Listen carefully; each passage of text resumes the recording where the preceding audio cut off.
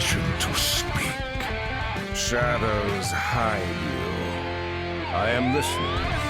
Our paths converge. So good to see you. Hail to you! Never lose hope. Here, Fred Shadows.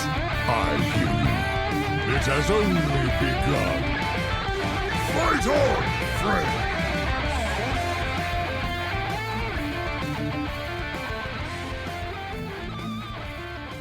Welcome to episode 430 of Concede,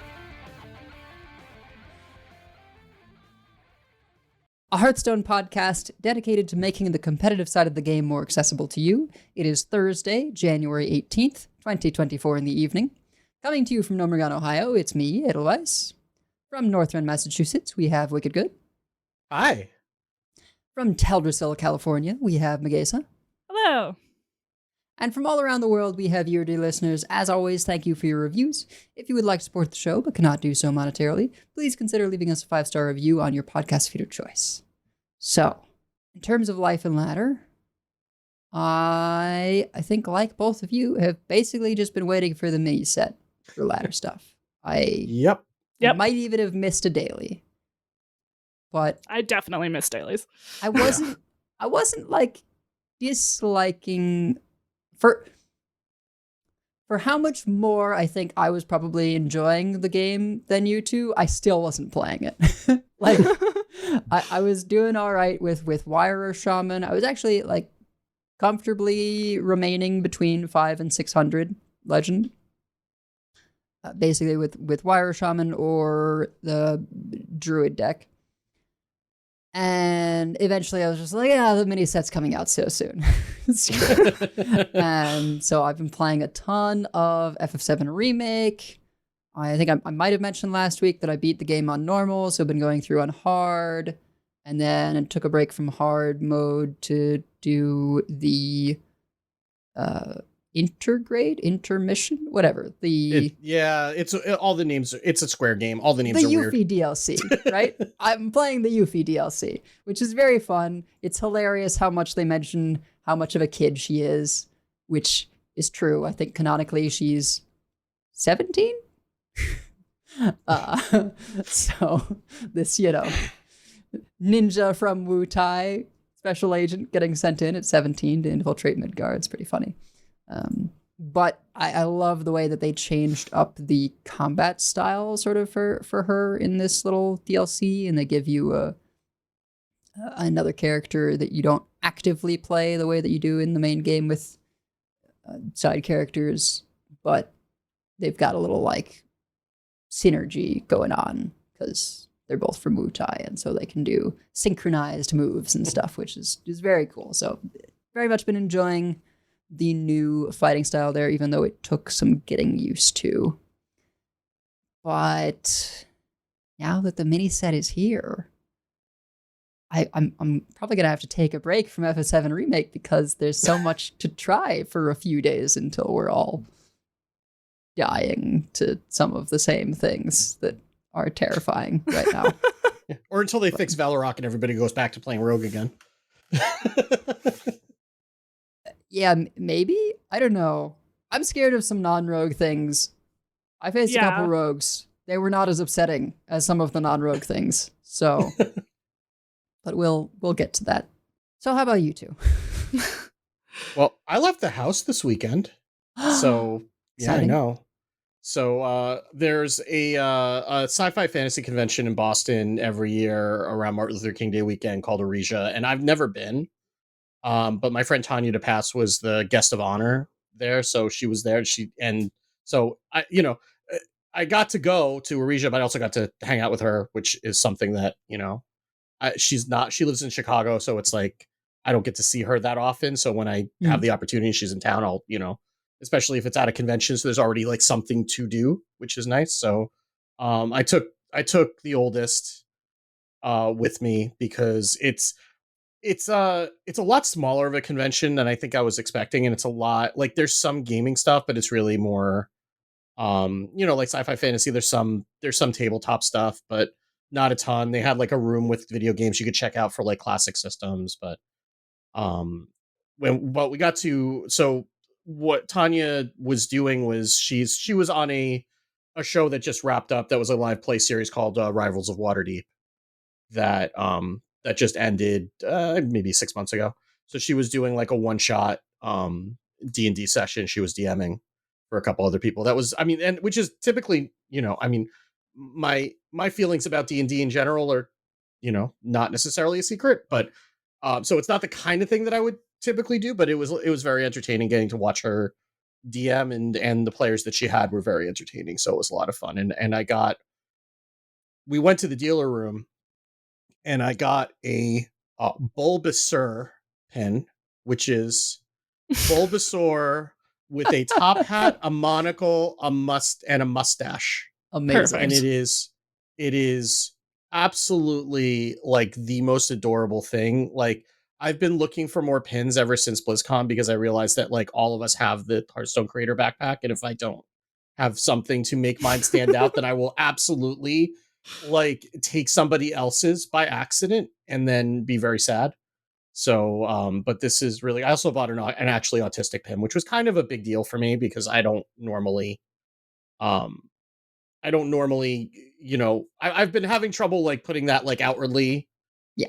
You don't advertise. Yeah, exactly. Like I mean, I'm not quiet about it, but also like I don't have an official diagnosis. So I've been kind of struggling with like, do I call myself that or not? But it's something that I've kind of gotten comfortable enough with that, able to buy the pin and then, get over the imposter syndrome, I guess. But yeah, I played some Reno Druid on last Friday night. That went okay until it didn't. And like, nothing's really just felt great. And I mean, again, we don't need to talk about my feelings about Thief Rogue. It's not my favorite thing to play against. It feels almost like the Deathstalker Rexar meta, where just every game goes for 20 minutes because every deck is rogue and every rogue can just generate a million things and just keep prolonging the game, even if they can't actually win. And so, which makes it hard to like get games in. So I played more Baldur's Gate 3. I'm up to the end of Act 2. I am trying to get through that some of the last fights, and I need to figure out a better way to go about them because I'm just like, my tendency is to rush in head first and then get murdered, and then I need to remember that I need to do things before I rush into a battle. But it's my nature. But I've also been picking back up Trails in the Sky SC again, and I finally got to the point in the story where I needed to text Twin B and tell her that I got to the end of a particular chapter and I was not prepared to feel feelings on the train. Because this series, I mean, one of the things that I like about it, but it's also emotionally draining, is that they don't really do cartoon villains. Like, they will explain to you in excruciating detail why all these people are doing evil things and what drove them to do it. And so, it's a lot of like, oh, if I'm going to tell you the story, you're going to stare into the deep black abyss that I stared into. Like, oh boy, here we go.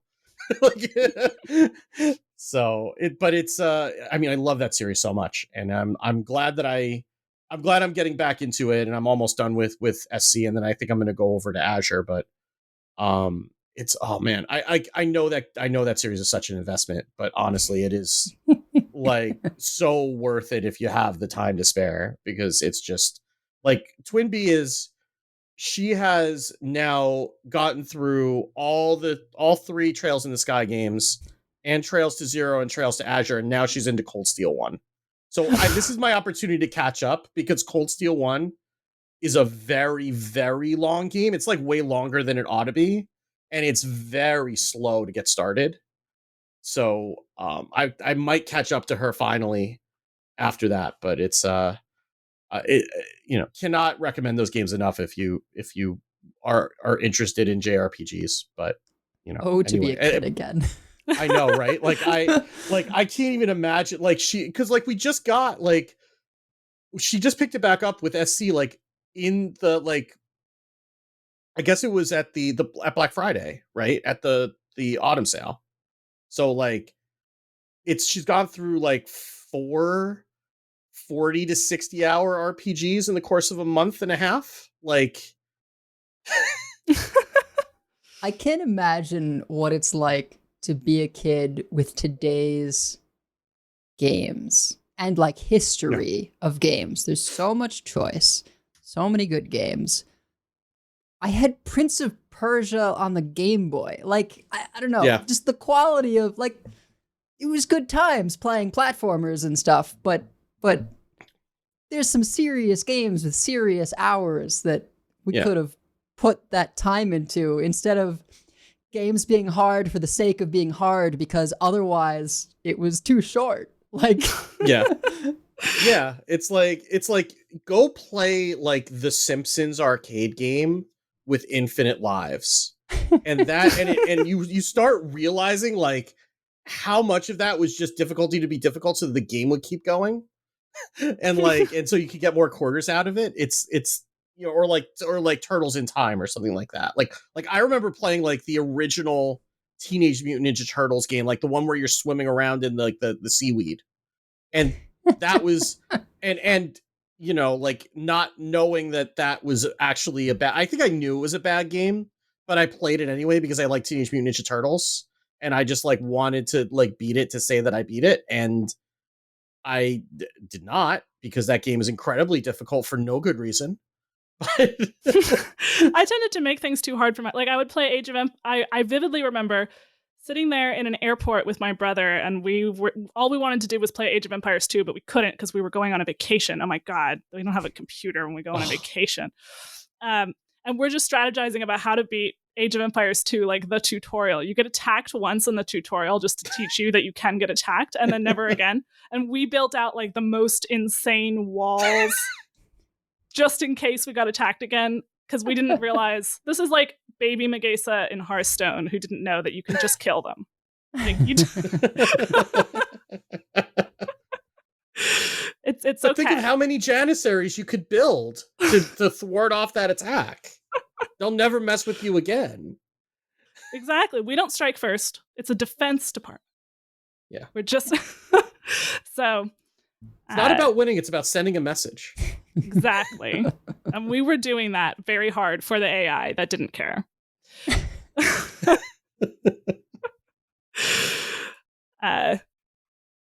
I did a similar thing this week where I actually kind of just purposely decided I was going to take the week off until the mini set. I mean, I was paying attention to social media and the card reveals, but otherwise not really playing, because I was like, I have more classes starting at work. I have wedding planning. We got a venue, all that kind of things. And like, that's stressful enough. When I'm playing my games this past week, I was like, I want to be playing something where I know I can win. And if I don't win, I just reload my save. Like, just have it be. So I got a lot further in Act 3 and of Baldur's Gate, and looked up and discovered that like, even though every 5 seconds someone is saying, this is urgent, nothing is urgent. Almost nothing happens until you want it to. So that's very nice in a world of deadlines. But then today I did play a bunch. There's a lot of stuff to try. I had been theory crafting this Menagerie Taunt Warrior. I think it might still be possible if built by someone who's better at this than me, or piloted in a better way. But I kept having games where I just like almost got there. Like every single game, it's like I almost got there, which kind of felt like playing Rainbow DK for people who are not Edel. Where every game you're like, that seemed powerful, but then I died. The idea was to have Therazane for your one amalgam bands, and Therazane is taunt, so she gets buffed. And she can also buff the new Stone Drake Dragon, because that's also an elemental. Right. And then all the taunt minions get buffed by all the there's a lot of things that buff taunt minions in your hand. So that buffs her, and then your dragons get enormous because you give them like +2/+2 at least once, and then you double that. And you have your power sliders, you have Voon, and it's a little slow to get going. I took out some of the top end and tried to focus a little bit more on the bottom, but then I like never could quite get things buffed up enough early enough. But Menagerie decks are hard to build, so I'm not Mhm. I'm not giving up on it, but I thought I should probably do something before the podcast other than lose with this deck. So I tried some Druid. We'll talk more about Druid, but I'll just say I had a game where I summoned 11 Aonars. Counted. Oh, 11 Aonars and 2 Yogs. I played 9 Chaotic Tendrils because I had nothing better to do with the Yogg on one turn. And I was going to lose. And I lost. I was fighting an Odin warrior, and they just got a lot of armor. I ran out of cards, and the Aonars don't actually attack. It's true. So that's Yep. a problem, Yeah. actually. You have all these 5/7s that are just sitting there. So, And the life doesn't matter either if they're just chipping away at your armor. yeah. Yeah. Yeah. Yeah. The life didn't matter until like the last 2, at which point it was kind of too late. Yeah. Mhm. It is powerful to spend 3 mana and get 20 armor and draw your Naga Giant that then becomes free quite quickly. Yep. We'll talk more about Druid. But I figured that was my big Druid game. I stuck in it mostly just kind of to see how the Odin Warrior would go, and because I was like, maybe I'll get bailed out. And also I wanted to see how many Aonars I could summon. And I played some Paladin. I played some Earth and Excavate, and that was like, okay. And then I played that Stinzy list that you sent, Wicked. Yeah. Which is just like an aggro Crusader's Aura, Deputization Aura, Shroomskavate. Hit him in the face. Countess is there in case you need her. I did actually need her once. That was amazing. That's just, you just Yeah. went out of nowhere. They leave anything up, you're just like, Garden's Grace, Shroomskavate, you're dead. Like anything. Yeah. I played against a warrior that was doing a pretty good job. I don't remember if it was a warrior or a druid. It doesn't matter. Like I was trying to like just get something to stick, and I was having trouble with it, and then eventually they just left like 1 minion. I'm like, oh, this is just 18 damage from this 1 minion. Okay, I guess I win now. Like I had one game where I just had like it was either the warrior or the druid down to like 2 on turn 5, and then they were able to stabilize, but like you just put more stuff on the board and eventually they just can't clear everything, and then they die. So I had one game where my curve was Sous Chef into Coin Boogie Down, into Deputization Aura, into Crusader Aura, and a free Garden's Grace. I actually did not win the next turn because they brawled, and my small minion was the only one that lived. But then I was able to... I built a board, they cleared everything but a 1/1, killed them. Yeah, it's so weird that like what's probably going to end up being the best Excavate Paladin is not so much Excavate Paladin as Shroomskavate Paladin. It's just play stuff, and hey, if anything ever lives, like ever, Grace, Shroomskavate, and maybe some other things kill you. Yeah. And Or they just have Crusader Aura. Like Crusader Aura is really good with Wind Fury, right? So I had this was insane. There's a clip that maybe I'll post in the Discord later. I had played the mining casualties, right? Had a board. They cleared all the board. I started my turn with a ghoul. This ghoul also had, there was Deputization Aura, and there was Crusader Aura, and I had, I think, Hand of a Doll, which top-decked me Quel'Thalas, and then they died because the Shroomskavate doubling all of that was lethal. Like, wait, how did the ghoul not die after the first attack? It dies at the end Or of it just dies at the end your of the turn. turn. Yeah. Oh, right. I'm thinking of like the zombies from Magic that just die after they attack. No, these are because this doesn't die until the end of the turn, as long as it doesn't trade into something. Which is nice because, well, one, obviously, if you can give it Wind Fury, you get to attack twice, but also the fact that it's die at the end of your turn means that, they still kind of have to clear it if they don't want you to get that attack, even though it'll die at the end of your turn. Yeah. Once I realized that they got left over, my opinion of that card changed dramatically. Like when, because I thought they would just die at the end of, because that's not what the card says at the end of the turn, I think. I don't know It if actually the end. says your turn. It does, but it does say I your had turn? the same first reading where I thought, oh, it'll die at the end of the opponent's turn, and so what good is that? And then reread the card, your turn. I was like, oh, okay. When you have something with so many buffs, that is just really good. I was like, I didn't even need Finley. I played Finley when I was doing the Earthen version. They had a full board of Anars. I Finley'd it. It was very satisfying. They traded off all their Murlocs, played a full board of Anars. I mean, Finley is just like Shard of the Naru, right? That's like all it is. Like you just need to get through a taunt so that you can kill them. That's all it is. Yeah, it's an expensive conditional Shard of the Naru. Yeah. Well, we should probably get into the show proper, as we do have a few things to talk about. Yeah, a couple. You know, it's a light week. Gadgets and Gazette always gets the scoop. Yeah, so we got a patch. So we have patch 28.4, which is the new content patch that came out today as we were recording this. Again, we were recording this on Thursday. So we will be reporting on some bugs that are relatively fresh. They may be resolved by the time that you listen to this. They could just leave one of them. Yeah, one of them would be fine, but the rest of them might be fixed by the time you listen to this. But we are reporting on the decks and the meta and the state of the game as of Thursday night. So some of this may be resolved by the time you listen to this if you're listening to this in your car over the weekend. But we did get the Delve Into Deepholm mini sets available. It is available right now in the client, $14.99 USD or 2,000 gold. The all Girlden version, which is the default, so make sure you know what you're buying and what you're clicking on, is $69.99 or 10,000 gold. It does warn you now before you buy the golden mini set, so that at least there's a little bit of a check there. But so that is something you can go buy right away. I was this close for Diamond Brann'd, this close, even though I knew I didn't need any of the cards.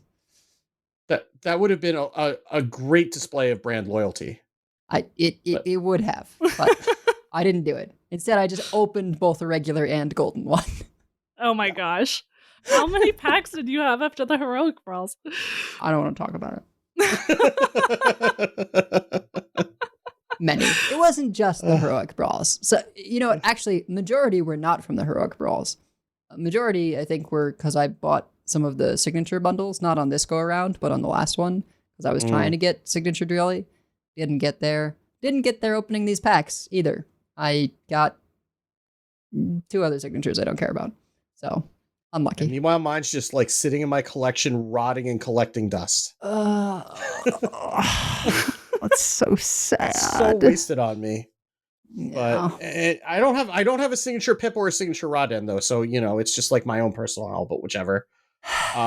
So yeah, I don't want these. You know, we'll talk more about the mini set and Decksplanations. Obviously, we've already talked a bunch about it. We'll be talking about it more. But there are some other things in this patch as well. There is a new legendary hero skin, Justice Jaina. This is the first one I've been tempted to buy, actually. I was a little bit tempted for the Sylvanas. But this one, even though I'm not generally like a Western themed person, I just really I was like, it looks cool to me. But I probably still am not going to get it. It just feels like a lot for a portrait, even if it's a moving portrait. And I've never been a huge fan of the way that they move, but it's cool. I think the animation on this one is better. I do like this one. Yeah. Well, there's not as much of it, honestly. Yeah. Which to me is kind of a good thing. Yeah. Yeah. It was not a terribly hard decision for me. It's a Jaina legendary portrait, and it was not bad like Tyrande, right? I would have bought Tyrande if it was not actually uncomfortable. She was not. Yeah. Like if for me to not buy a non-Anduin priest portrait, there's a problem there. So the new one looks good, but I got the Jaina and the shaman one. Right. The shaman one is very cool. So I felt it would have been a little excessive for me to also get the priest one. Well, it also got yanked from the shop extremely quickly for some reason. I think it's intended for next week. Oh, well. We'll talk about it in shop updates, but yeah, Ben Heathstone posted about it, and then I went to go look at it when the iOS update dropped and it was gone. So, Oops. and I was very confused. And then turns out they pulled it because it's probably there for next week. So, but I guess the new shop is working that they can do that. So that's good. So we did get some updates to Arena. We got a new set rotation. The new set rotation is Showdown in the Badlands, including the mini set, Titans, Caverns of Time, Core, Path of Arthas, Scholomance, and Fracture in Alterac Valley.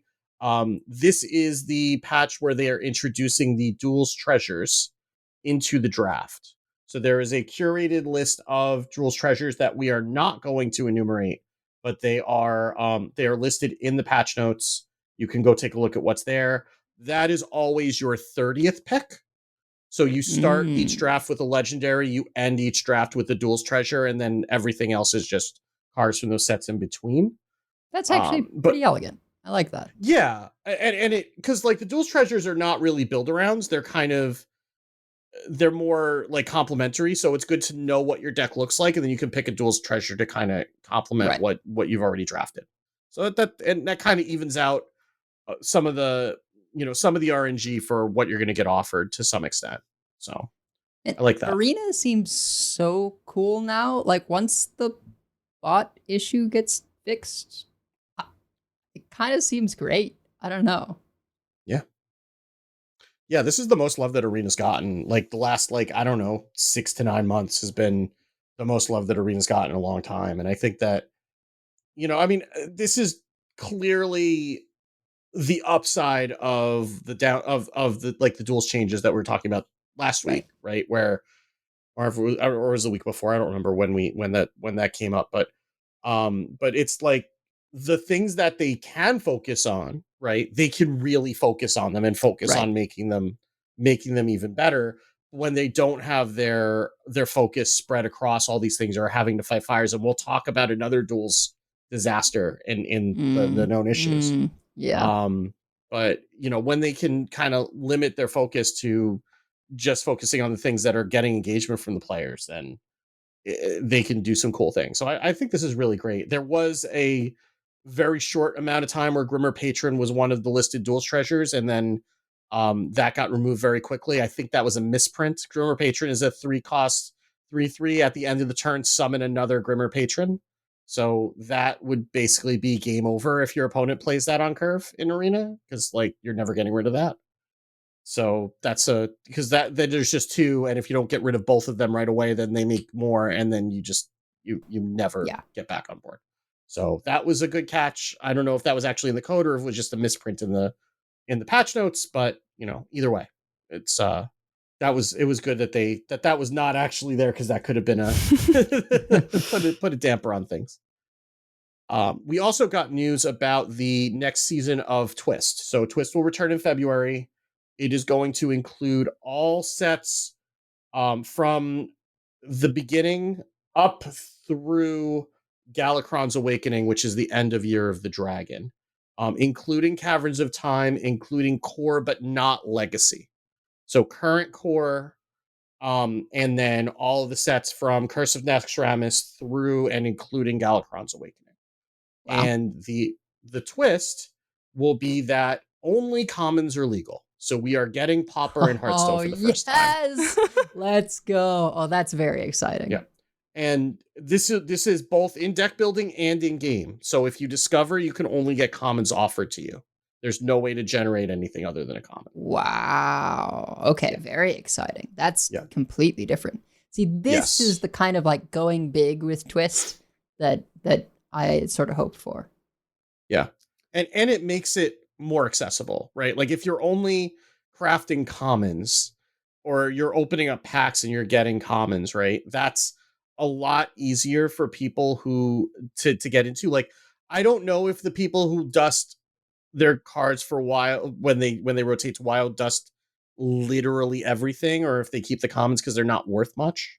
And it's just a lot of clicking to dust all the commons, right? So there's a chance that they might have some commons left over. or if you have to craft it, it's 40 dust. It's not the end of the world. So it'll be interesting to see what that meta shakes out and if that gets a little bit more engagement. And like you don't necessarily need to have all those sets. You just need to have like, the you craft the stuff that you need, and it hopefully that'll be not too bad. I'm sure that they will have bundles where, and if most of the cards are common, most of the cards will be playable. So we'll see what that looks like, but it seems like people are pretty excited about this. And just a note, because all of this predates Ashes of Outland, both Death Knight and Demon Hunter are not in the eligible class pool, because these are older sets, and that was before either of those classes were introduced. There's a note in the comments here. If you literally have no cards in a deck, it's still only 1,200 dust to make a full deck of 30 cards. 40 dust per common, 30 cards. So yeah, and you probably have at least some of them. just wait for Velorock to get nerfed, and then dust that, and then you can craft a twist deck. There you go. Easy. Yeah, so that's gonna start. That should be February 1st. I would expect. I think it just starts at the beginning of the month, like everything else. So so look forward to that in February. We also have the Lunar New Year event that starts on January 30th. We've been wondering where some of the rest of the signature cards that we've been waiting for have been. Here they are. So you will be able to earn 2 signature Cobalt Miners, 2 signature Walking Mountains, 2 signature Howdy Fins, and then there is a Lantern Stringer Galewing Battlegrounds hero skin and a Dragon Dance Celeste mage portrait for constructed at the end of the track. So it's a 2-week track. You're gonna have to do the quest in order to get through it, because like the end of the track is 4,500 event points, but that's something that if you want those, it's pretty doable. So. And there will be other Lunar New Year cosmetics coming in the shop. We will talk about some of them after we get through the patch notes. They are very cool. And the character that's on the graphic, by the way, because Ben Hearthstone did his best Murloc Holmes impression and tracked down the name of it. So this is Kayleen Evergaze, which is an upcoming portrait, presumably Demon Hunter, based on the horns in the green. I'm assuming it's a Demon Hunter, but stranger things have happened. But so that is a brand new flavor character. Text. Yep. And she looks awesome. She looks so cool. I'm very excited. Definitely going to pick this up to use once Demon Hunter is playable. We'll see when that happens. Yeah. Well, I mean, you're going to have to pick it up now and then hope that Demon Hunter becomes playable at some point. Well, I know. That's what I mean. Yeah. So we did get some bug fixes and improvements. A lot of them are actually we try to skip through a lot of these, but a number of these are actually affecting gameplay. So we're going to spend a little bit more time on this than we try to, but one big one is that they updated the modular download feature again on mobile. So you can actually delete modules from your device that you no longer want. Like, so if you don't want mercenaries, you don't want the solo content, you'd rather have the space on your device, you can do that, and we'll get rid of that, and then it will remove those and free up some space for you. So that's something. There's a new, like, on the menu in the upper right, there's an additional button that says downloads, and then that's all there. Only on mobile, it's not on PC. Cool. So, yep. Yeah. Blizzard bots have been removed for the standard ranked ladder. They're now limited to apprentice and new and lower ranked Battlegrounds games, where they will continue to serve their role. It's where they got matchmaking for newer players. These are not the bots that we've been talking about the last couple of weeks. These are the ones that have specific names, and they will not show up on your friends in your recent games after you play them, that are intended to make matchmaking faster and give some some quick wins to low ranked players as they make their way through the apprentice ranks. But they've also been, you've been seeing some people hitting them at legend if they tank their MMR enough. So, that shouldn't happen. So several cards that grant effects when the minion dies have been given a visual update to show a death rattle on the card with that effect. So Volcanomancy, Kodo Mount, Ramming, basically all the cards that say Mount at the end. And Spike Ridge Steed. So this is not changing the way that the cards work. So I believe that this is not actually like it's not granting them an actual death rattle. So it's not like, so if you had something like Play Dead or Shallow Grave, I don't think that would trigger these things because they're not a death rattle. It's when this minion dies, but it's showing it on the card to show that something's going to happen. So just be aware of that. Everyone's favorite card, High Noon Duelist, will no longer destroy any cards if both players draw cards of the same cost. So somebody had that happen. Yeah, sure. Okay, great. Tie goes to the runner, I guess. I don't know. But I mean, it's a quick draw card, so maybe people played it off Flynn? Yeah, maybe. I guess. Sure. Cactus Construct can now be played on a full board. So you won't get the 1/2, but you'll still get the minion in hand. So that's that is relevant. And Raid Boss and Nixie, I guess, didn't think that Starlight Whelp is a whelp. It says it's going to. We will find out in known issues. She's not. So apparently that whelp has offended Anixia somehow, and they will get that sorted out in couples therapy or something. But Barrel of Sludge and Furnace Fuel were apparently not activating off of the Jailer, which is kind of the only viable use case for the Jailer at this point. You imagine you're like, I'm going to make this work with the Jailer, and you finally get to do it, and it doesn't work. Yeah, I know. That person was so sad. They filed a bug report immediately. They added half like 5 times. Imagine going through all that work and then having it just not do anything. That would be depressing. Now you can. Or you could play that new mage/warlock spell and destroy 6 off the bottom of your deck for 6 mana. I guess. And still have a deck. Yeah. So Velarok, for all this time, was actually bugged and we didn't know it. It was not keeping buffs from hand after transforming, and now it does. So great. Yay. Good. So Velarok is slightly better now. Hooray. Trusty Companion. If you played it on a minion with no minion type, it would draw amalgams out of your deck, and it no longer does. So so if you had played on something with no minion type, it would draw anything with all as the minion type, which are amalgams. So it doesn't do that anymore. And there are a couple of weird things with Reno. One is that if you played a Nacronos and then you played Reno, and then the minions came back after that, your minions would be limited by the standoff effect, by the High Noon effect. Oh no. So that got fixed. And also, Reno apparently used to discount Light Ray. Oh, I actually saw that. I think I was the reporting person to hat on that one, actually. Yeah. So my guess is that because they had to make Reno a not change your class when you played it, I'm guessing that they probably made it behave as a class card for when you played it, just for as long as you played it, and then go back to being a neutral. And then when it would do that, if it was a class card for that small amount of time, that would be enough to discount Light Ray. So they probably had to, put in an exception for that. I was gonna say, could we have been playing pure Reno Paladin this whole time? I know, right? I actually did a bunch of testing. I think I wasn't the first one who noticed it. Someone in the Discord noticed it, and then I went and did a bunch of testing on, does this work with the other pure cards? And it was only Light Ray that seemed to think, because it counts as neutral when it's in your deck, it counts as neutral when it's in your hand. It was like as you were playing it, it counted as Paladin briefly. Yeah. Is my guess at what happened. So Light Ray thought it was Paladin and everything else didn't. But for a moment I was like, oh no, did we just shove this into a regular pure Pally? Count as still everything.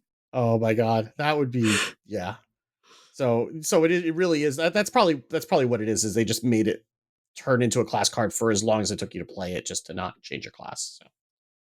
So. And also, this is more of a twist specific thing where they fixed a bug where certain wild cards with multiple versions could discover the other version of themselves. So this was for particularly like the tri-class discover cards in Twist, where you could get another copy of them because they were finding technically the version that was in Caverns of Time is different than the version that's in Mean Streets of Gadgetzan.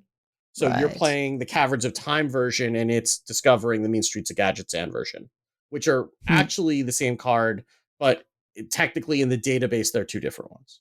I used to run into this a lot when I was doing the off curve data visualizations, because I was trying to do some stuff with tracking card rarity, or no, I think it was the how often, like, which cards were included in a deck versus what their win rate was, and I'd have duplicates because some things would be in core and in the set. And then I'd have some of those issues, so that becomes an issue from time to time, just because they are technically different cards.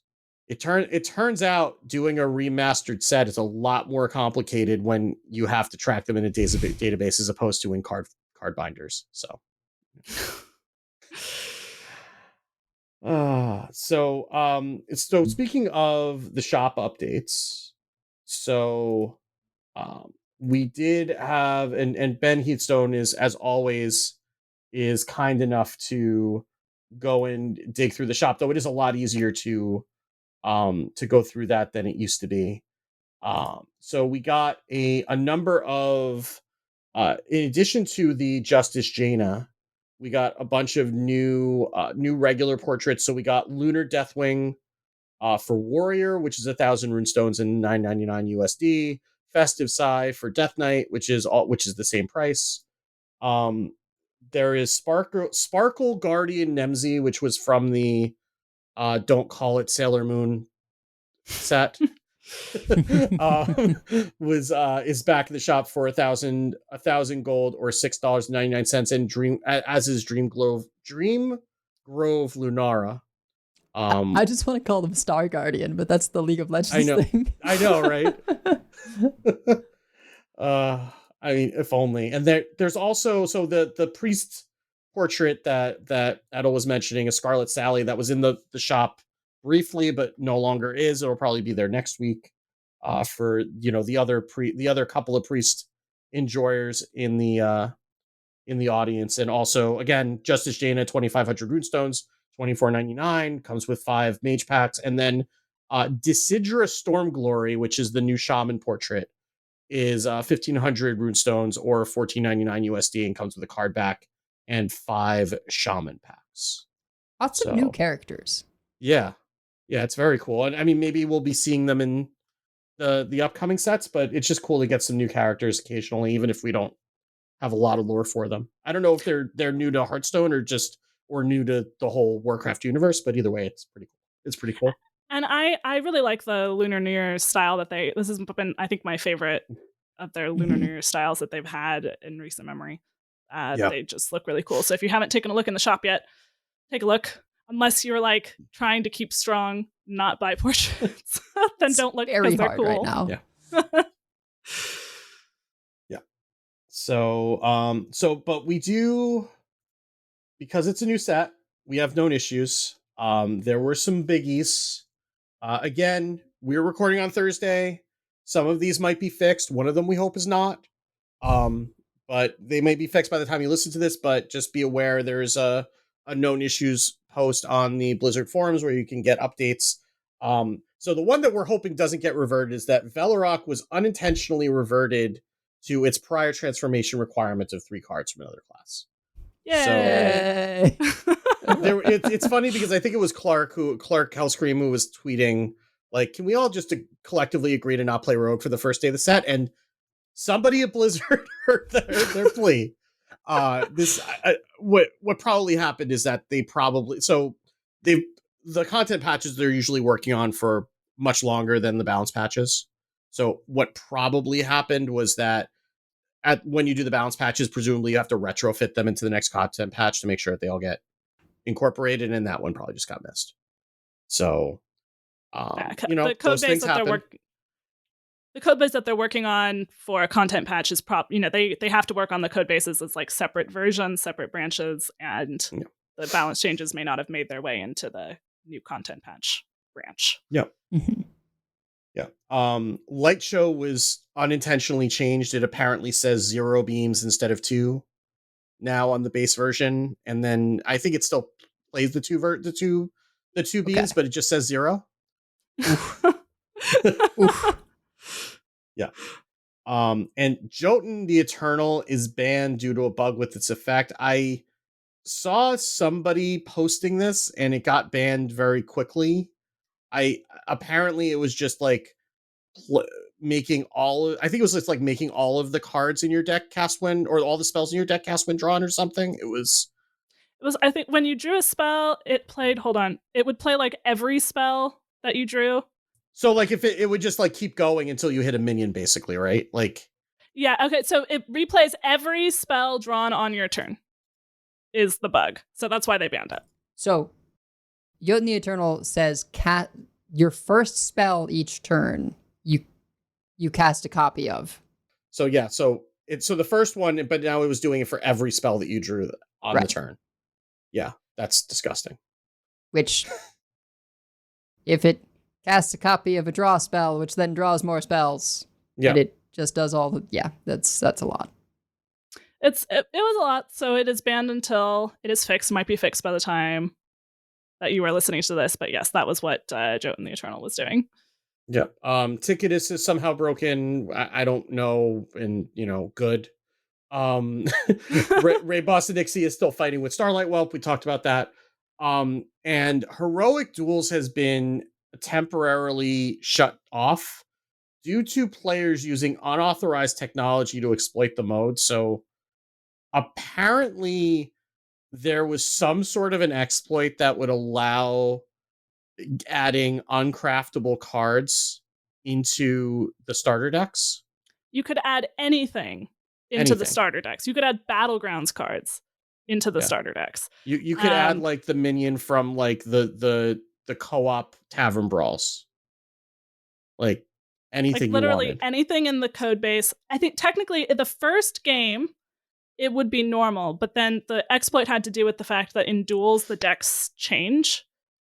So you can edit the deck once you get going. And most of the security lock-in that they have is for the start of a game. And so someone was able to figure out how to like change the deck to literally anything after game one. And this, of course, is extremely, extremely broken and not what was intended. So the security team has been working really hard on it. It's like Omega cheating. Yeah. Well, there's real rewards in Heroic, right? So it's like you're profiting off that if you're doing it. Like if you do that in casual, whatever. Like, I mean, it's still not great, but it's still sucks. but at least you're not scamming, gold rewards gold and pack rewards out of it, which is a more immediate concern, right? This you have to go out and find this tool, and also you will be banned for using this. Yes, do not do this. It's like do not do that. Yeah. One image was like, turn 1, they've got 100 attack weapon or something. I don't even know and what like 100 that came armor from. But yeah. Yeah. But, I mean, people are building bots. This is another way to just get, value into those accounts. So, that's what people are going to do. So, unfortunately, hopefully, I mean, the team's working on it. Hopefully they'll have some updates soon, but, it is what it is. Also, if you are playing Arena, do not pick Kazakhstan as your legendary, because Kazakhstan is not used to duels treasures in Arena and currently does not generate treasures to fill your deck. He just deletes your deck and abandons you.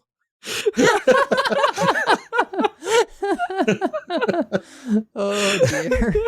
So, and I saw some pictures of people having played it and all of a sudden their deck was empty. So, yeah. So don't pick Kazakhstan until you hear that that's fixed, because that would make me upset. So yeah.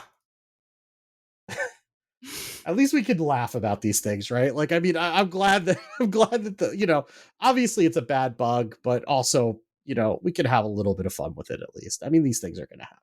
So, but yeah, that's it for the news. It's just a lot of, patch related things, but we got a whole bunch more cards that we didn't get to talk about. So why don't we go talk about those and what we think of them?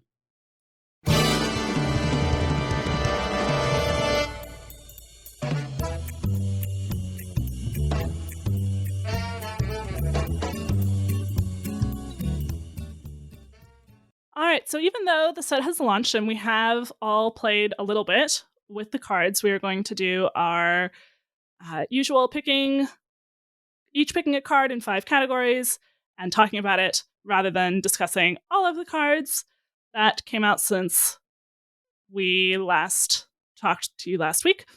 So, and we did not actually do this for the last mini set, again, because of the reveal windows are so short. So we don't have the cards that we picked last time. So we're off the hook. We can't be wrong because we didn't do it. But this time we can be wrong. So let's start with card you can't wait to play more with. And I picked Mining Casualties. This card, mostly just the deck that it goes in. You should probably read the card out first before we start talking so Mining about it. Casualties is a dual class Paladin and Death Knight card. It is 2 mana spell. Summon 2 1/1 Silverhand recruits with Death Rattle, summon a 1/1 Frail Ghoul. And that Frail Ghoul, as we mentioned earlier, it dies at the end of your turn, even if it gets summoned on your opponent's turn. So in Death Knight, it's, lots of corpses. You want to play more Loculite, infuses it instantly.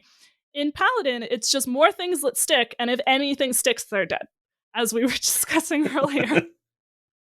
And I am the kind of degenerate person who loves when Paladin is overpowered, so I'm having a good time with that, especially facing, so many druids and other kind of greedy decks and Reno decks, and it's like, you're dead long before turn 8. That feels, after so long of getting Reno'd. Even, druids obviously don't play Reno on turn 8, they have 8 mana well before then, but even so, they're dead. So I am definitely enjoying playing with that card and the other cards that go with it. And there's a lot of things that I still want to try. I want to try that Overheal Hidden Gem card that we talked about last week. I want to try Arcane Hunter. I want to try Sludge Lock, which I know, Edel, you faced a bunch of Sludge Lock on your stream. Not the Chad version. Thank goodness. I did face one Chad version that had Zola. Sure. Zola for a third of the 2/5 thing, right? To generate the sludge more on of wheels. those. Yeah. There was also... Do you need more of those? It's usually enough, isn't it? Apparently, they lost to Odin Warriors or something because they had gained too much armor. So they were like, you know what? I'm going to put in Amplifier and Zola so they can get even more sludges to their hand. And okay, they had it on 6. Regardless. Sure. But the fatigue Sludge Lock was doing, the fatigue numbers can get very large. Mm-hmm. The Crescendo can do a lot of damage. And unironically, running the deal fatigue to both players. Yep. Yeah. It seems like that card might finally have its due. And you're playing Popgar mostly for Crescendo, not as much for Crescendo as for Sludges. Yeah. So Crescendo clears the way, and then the Sludges do the rest, right? So. I'm not sure there were any other Sludges in at least the one that I faced. Maybe they just didn't maybe hit I'm them. calling it the wrong thing. Maybe it's more of a Fatigue Lock than a Sludge Lock, or maybe there's multiple versions running around. At least what I feel like I ran into on my stream seemed like it was just the Fatigue package, but then you have Popgar as your play the Crescendos for free, and then also a pair of Sludges off the Popgar. But it seemed like they were doing that stuff to get down the Imprisoned Horrors, right? 9 mana 5/5 that's reduced for damage you've taken on your turn. Well, you also need the Popgar to not die when you play the big Crescendo, right? For sure. Yeah, the Crescendo plus a Popgar, if they have a board, it's like when you would do the Silver Moon Arcanist and the Lifesteal with the Silver Moon Arcanist. If they have a board, you just heal right up. Yeah. Donkey is saying there is an Insanity Warlock popular at the tippity top of EU before the mini set. Yeah, I think that's what Pocket Train was playing. And basically the new card is the 2 mana 2/1 that is deal 2, draw a card, death rattle, take 2, draw a card, right? Yeah. So Yeah, that card's double just cold solid. librarian. Yeah. exactly. Yeah. Yeah. And that seems like it would make the deck better. Yeah. It's a good card. It's a good card. If we had it's not a card I'm scared of. If we had a category called like card that's just solid, that would be my pick for that category. All right. But in terms of card you can't wait to play more with, what is your pick, Edelweiss? I mean, I feel like it's been established. It's Brann'd. I should wait. I need to force myself to wait because I went like roughly even with a Brann'd warrior earlier today. It's very fun, especially when you have Odin active with a Brann'd. I think I managed to do a ludicrous amount of damage with school teacher, get 2 Nogglings, play both Nogglings, and those are also doubled. It was against a druid that clearly was about to do ridiculous stuff. This druid had played Shattered Reflections on my Brann'd to activate it, and then also played a Shattered Reflections on my Odin. And the turn that they played the Odin, I murdered them because they got too greedy. It might have been Savitz, actually. Yeah. So I was very happy with the doubling of school teacher and then the Nogglings. I think I got like a bash or some other armor card and then also jam session, right? So I got to double jam session one of my minions and double bash or other armor thing, and it was a ludicrous amount of armor. A fun thing that will certainly stay in my lists because I enjoy it is the weapon, the fork. Oh, the remixed tuning fork? Yeah. Yeah. 3 of the 4 options have a battle cry, and that also gets doubled. So oh, yeah. When you get the gain 5 armor one post Odin, it's just 2 mana, deal 12. Yeah, that seems good. Been enjoying that. I'm just gonna put this tweet from Soddle up on the stream. Oh no! Where he said, me and the deck building scream, the gray guy reaching out for the yellow ball meme, right? So me, my toxic love for Brann'd, and then the thing grabbing him and pulling him back is my healthy hatred of Highlander. Yep. Sounds like subtle. Yep. One thing that you really didn't want off the tuning fork was Discover a Taunt Minion 1, because that's like just more underwhelming in general, but you were like always having hand space issues. It's like you never were out of stuff at all, even a little bit.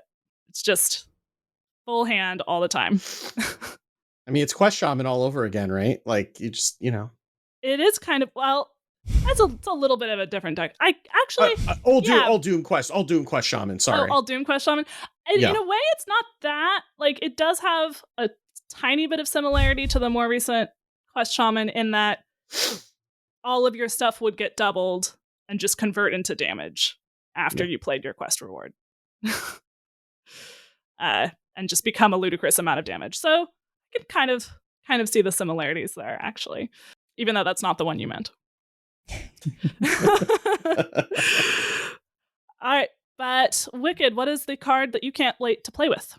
Okay, so I mean, it's always going to be a priest card, right? Like we know this, like this isn't a surprise, but I mean, I could have picked one of the broken ones with Druid, but like those will get played, right? But Glowstone Gyreworm seems like a lot of fun, which is the 4-mana 4/4 elemental with lifesteal, quick draw, deal 5 damage, forge, change quick draw to battle cry.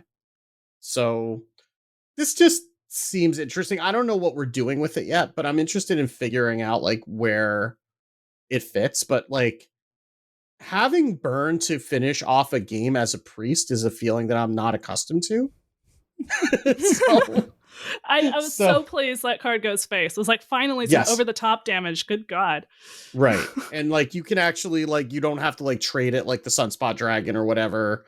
Like you can actually just like forge it to deal with it. Then it also gives you an extra forge to be able to run an Odin if you're just running like, so if we're running this in, I don't know if we run this in like Reno Elise Priest, though it's got lifesteal, you might. But that's just another forge to be able to then be able to consider running Ignis for a little bit more damage, because right now you're only really running the one copy of Creation Protocol. So maybe now that you have two, maybe it's a little bit more reasonable to run Ignis, maybe in the ETC, just so you're not keeping it in the deck for Elise. But there's some interesting things you can do with this, but also just like, hey, I can do 5 damage over the top. I can actually end the game once in a while, maybe. That would be fun. It would be different. If only it was a Naga. It's any type of, any type of board-based priest deck, I think, might appreciate it. On the one hand, it's not that fast, but like being able to do 5 damage over the top can be any amount of damage over the top can be a problem in more aggressive priest decks. So at some point, this might be helpful in that kind of deck as well, in that they stabilized at 3 health. I can't tell you how many games. It's like the undead where you dredge, and then if you hit in an undead, you get to do 5 damage face. Like, but this you don't have to worry. You can't miss, right? So you could your mouse could slip, I guess, but otherwise you're not going to not do the 5 damage face if you want to do the 5 damage face. So I'm gonna rain on your parade just a little bit. Yeah. Quick draw. Guess what else? Oh God! Why does Rogue have to get everything? All cards are Rogue cards. Yep. I guess it's better than them getting Benevolent Banker every single time. Yeah, I think they don't run Flint anymore necessarily, but they still run Stick Up, right? Which is where they get it from, and like exactly. And this only hurts you physically and not emotionally like Banker does, but it's but also it's you died, it costs 4, right? Which 4 like actually raising the average cost of Quick Draw up a little bit is actually not a bad thing in this case. It's a discover. There's gonna be times, right, where they're just like, oh, and that's just the lethal damage. Okay. Shadow Step as well, right? So oh God, why did you do this to me? Unlike Pocket Sand, which they have to, use the shadow effect to kill you, what like Banter did to me last night. How did he manage to get through a game without tome tampering himself? By not running prison. Yeah. Glowstone Gyreworm, they're going to be able to just discover it off the quick draw thing, and then Shadow Step it a couple of times, and that's 15 damage. Fantastic. Yep. Just because of the Velorock bug, we haven't been seeing that many rogues, so we don't even know what we're in for yet. Yeah. And that wasn't even the card I was scared of. So transition into that. Wicked, what is the card that you're scared of? I'm terrified of Shroomskavate. I don't like giving Paladin easy access to Wind Fury. That seems like a bad idea. Yeah. And I definitely murdered some people to death with this card tonight. And you don't even care about the Excavate. Like, the Excavate is nice, right? But you don't actually care because it doesn't matter if you got a treasure if your opponent is dead. Which is generally when you're playing this. So, and I never actually got to the legendary treasure, but I think if you do, it's just a bloodlust, right? But like, yeah, basically. But you don't like you don't really care you're not about excavating. That. You only run 4 excavates in the deck anyway, in the pure list at least. So like you're never getting there, and you don't need it. Like if you need it, if you get to the legendary excavate, it's probably too late for that deck. But you don't care. Like it's a little bit of incremental value. Like sometimes you get like the 2/3 rusher, or maybe you get a collapse to be able to clear a board in front of you, or something like that. But it doesn't matter because you're just like, you're not playing that until they're going to die.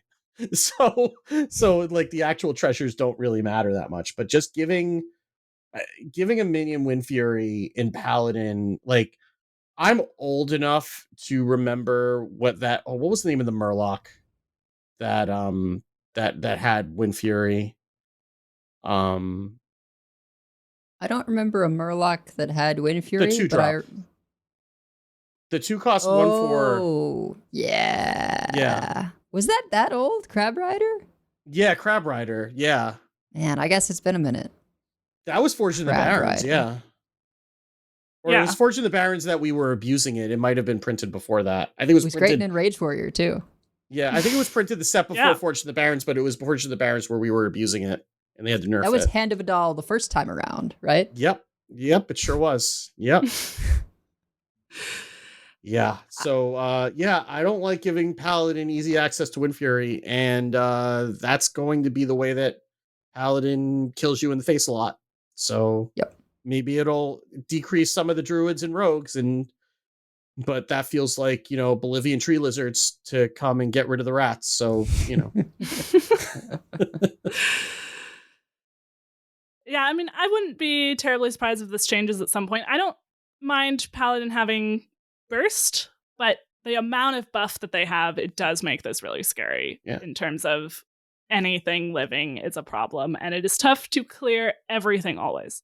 Yeah, and maybe some of that stuff rotates, and maybe like Garden's Grace certainly is going Grace away. Will rotate. That will probably help a lot because thankfully this is not a holy spell. Like, good lord, could you imagine if like High-Hoed Silverwing was grabbing it and then it discounted Garden's Grace? Like, good grief. But I mean, like, Garden's Grace is going away. For Quel'Thalas, I think, is going away. So like, Hand of Adal might leave core. I mean, Deputization Aura and Crusader Aura. Well, Crusader Aura isn't guaranteed to stick around either because that was added to core. So that could go away, but Deputization Aura we're still going to have. But like a lot of the and there was also like the Mana Thirst one also, right? Or that's giving your face attack. Never mind. That's the other Wind Fury Paladin Shaman card. Yeah. That does there's also burst. the one that gives your minion Divine Shield and hits you in the face, right? I think that's rotating also. I think that was either March of the Lich. I think that was March of the Lich King also. So like a lot of the buff cards are rotating. So maybe this isn't going to be so bad in a month and a half, but that's in a month and a half, and this is time, now. It's gonna hurt real bad. Yeah. In that time, I'll work towards my 1,000 wins Paladin portrait. Eloise, I know that the ones you really wanted to pick were taken, but maybe we can talk about ours together here. Yeah. So my actual picks are both of each of yours: Shroomskavate, that Wicked had, and Magesa's Shattered Reflections, both of which are terrifying. We'll get into Shattered Reflections, why that is terrifying momentarily. Obviously, just to reiterate on Shroomskavate, if you have a 1/1 stick and just both auras active, that is 1 from its own power, plus 3 from Deputization, plus 2 from Crusader Aura. Plus another 2 from Crusader Aura. Well, right, so you're at 6. Yeah. You add the Wind Fury, that's 12, and that's before you do anything else. Plus an extra 2 from the Crusader Aura. Yeah. It's 14 if you have the auras set up and you Shroomskavate. Yeah. The second swing gets an extra 2. Yeah. Right, yeah. Crusader Aura, you're right, because you get to keep it's every time it attacks, buff. Yeah. And then Hand of Adal, another 4. Quel'Thalas, another 6. Garden's Grace is 10, each of them, right? So it gets silly very fast. But yeah, my pick is Crystal Cluster, which kind of is an enabler for Shattered Reflections, but it is just the most druid turbo to end game card ever. Like, and this is the ramp 3 crystals, and any that don't fit become 3/7 taunts card. Yeah. So it doesn't exactly have a fail state because worst case you get the taunts, right? And I think what's craziest is that Widowbloom Seedsman curves into it, right? You play a Widowbloom Seedsman, and whereas Nourish would be like a little bit awkward, this thing, you play it and you just immediately jump to 10 mana crystals, which is A&R range. And because of a card that we actually didn't mention here. I forget what it's called, but the one that's discover a minion and gain armor equal to its cost. The pendant. That card I almost put as well. Yeah. Yeah. I figured I should not list the broken priest cards because I mean it's stereotypical. So Pendant of Earth, nature spell, discover a minion from your deck, gain armor equal to its cost, which if you haven't seen this already on ladder, if you draw a Naga Giant with your Pendant of Earth, that's 20 armor for 3 mana. People aren't even necessarily doing that. Like this list that Mills posted just has A&R, Yogg, Crypt Keeper as like the top end minions. Because that's often also good. Naga Giant is just like it's overdoing it, right? Crypt Keeper, 8 armor is solid. It's still a thing that reduces to 0. Oh hey, you can play it immediately because you gained 8 armor, so you have 8 armor to reduce it to 0. It's just and you've got Wild Growth and Gloomstone Guardian too. This doesn't even have Seedsman, I guess, because there's other stuff going on. But yeah, you now have Gloomstone Guardian can be your Forge card to activate Ignis. And I'm sure there are all kinds of builds out there. But just the fact that Crystal Cluster just means you completely skip the mid game and jump to A&R range. And then, of course, what people are doing is A&R Shattered Reflections. Yep. Or sorry, A&R, Refresh Mana Crystals, Shattered Reflections, so you have more A&R in hand and deck. And or Ignis. Ignis is a fine target for it too. Yeah. You can do that on 9 mana, right? Like you can just Ignis and then get more Ignises. Like it's 3 Ignises is a decent amount to just keep hitting your opponent in the face forever. Right? So yeah.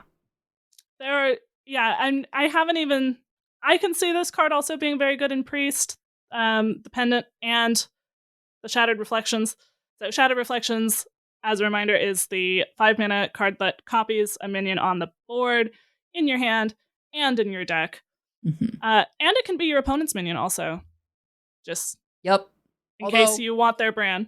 That's very low tempo, which is how I killed that druid. Depends on what you're stealing.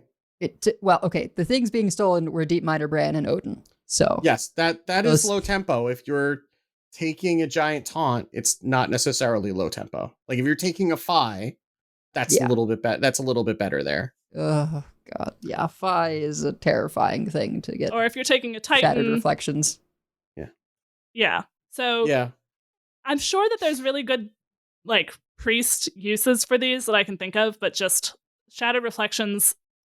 The fact that you're on like turn 6 or, turn 6, turn 7, and your opponent has like 2 or 3 A&Rs on the board, and then, or has like 2 A&Rs on the board, and then the next turn they have like 3 more A&Rs.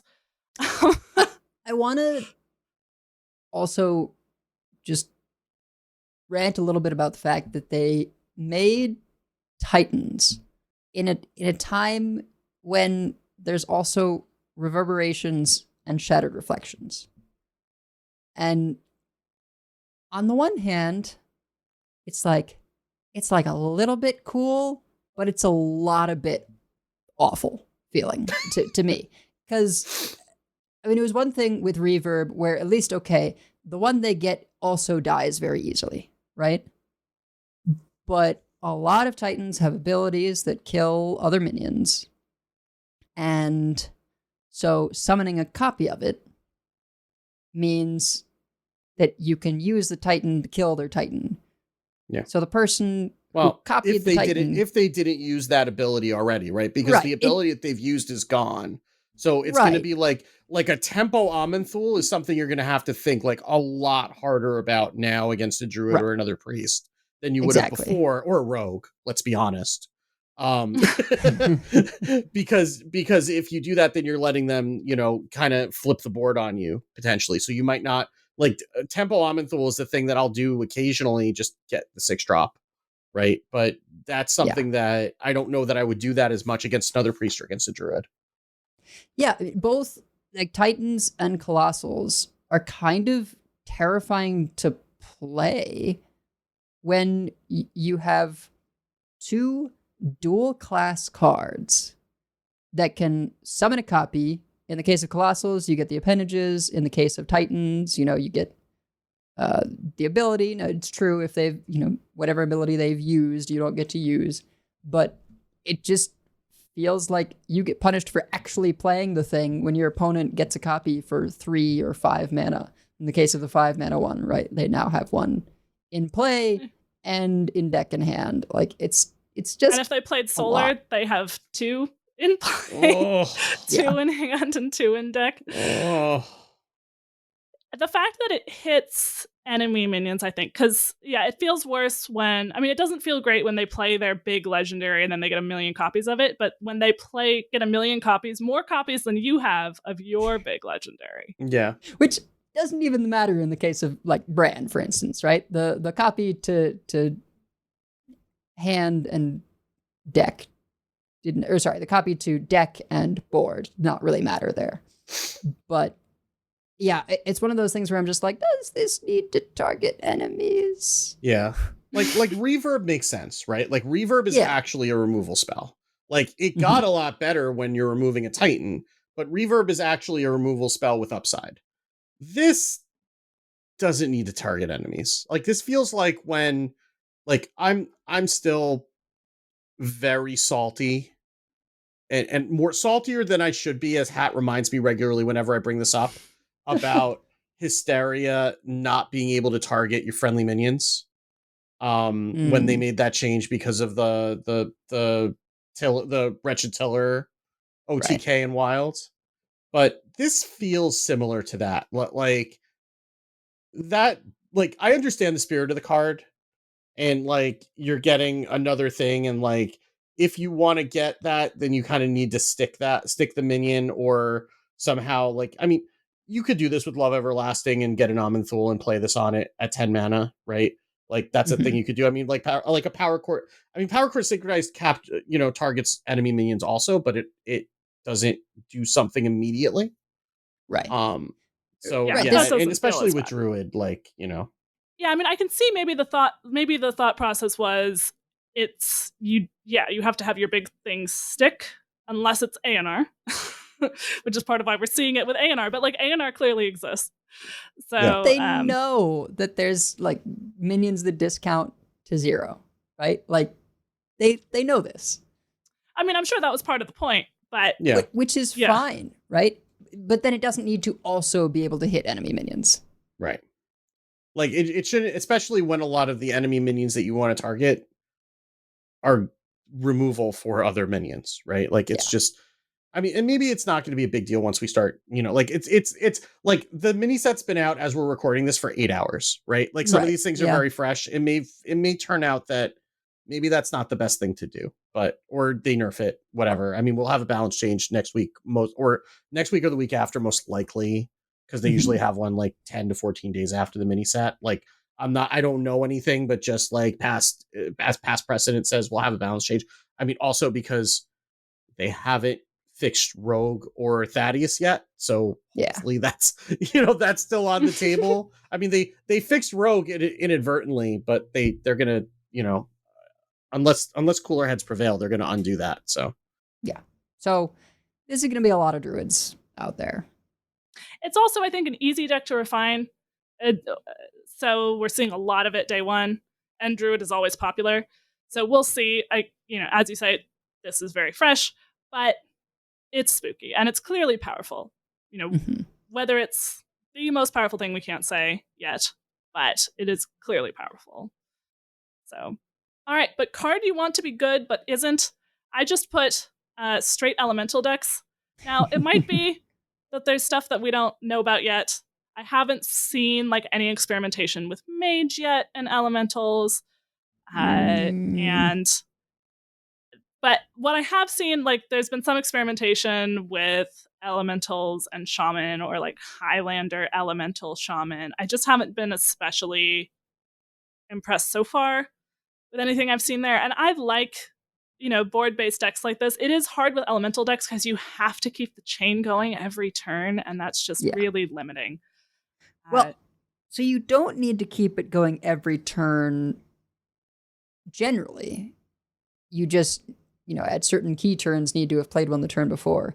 But Scar means you need to keep it going perpetually. And that's a tougher ask. It's a very powerful effect when you can do it, but it's not really enough on its own, at least so far.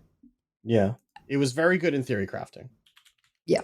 You could have put, Therazane here as sort of a stand-in for elemental decks if you want to pick like one of the new cards. Yes. But I think this is one of those things where we might see them resurge when we get back to 4-set meta. Yeah. This feels like a 4-set meta type of mechanic. I will add there's also Unchained Gladiator and Mage that cares about how many turns in a row you've played. I mean, that shouldn't be all the turns because it's draw a card, repeat for each. Oh, that's actually for each element you played last turn. Sorry. Yeah. It's a different overflow. one. It's Overflow Surger. That's a battle cry. Summon a copy of this for each turn you've played in a row. You've played an elemental, but there's a max of 7. So, you know, you only have to do that. Keep that up for that long. But. Yeah. So maybe 4-set, but there's some powerful things that are going to be sticking around. We'll see. So we'll have to see. Yeah, I'm, and the fact that the Reno is so popular, as we talked about at length last week, there were things in my Menagerie Taunt that I thought were powerful. Therazane was hard to have time to get down and then get killed, and then my one amalgam buffed by Therazane, I just never actually got that to happen. I was impressed with the new totem. The only problem with the new totem is the one. It's the warrior shaman dual class, and it at the end of your turn draws a card and gains you 2 armor. The only problem with that totem is that you can't kill it when you have a full hand of cards. Yeah.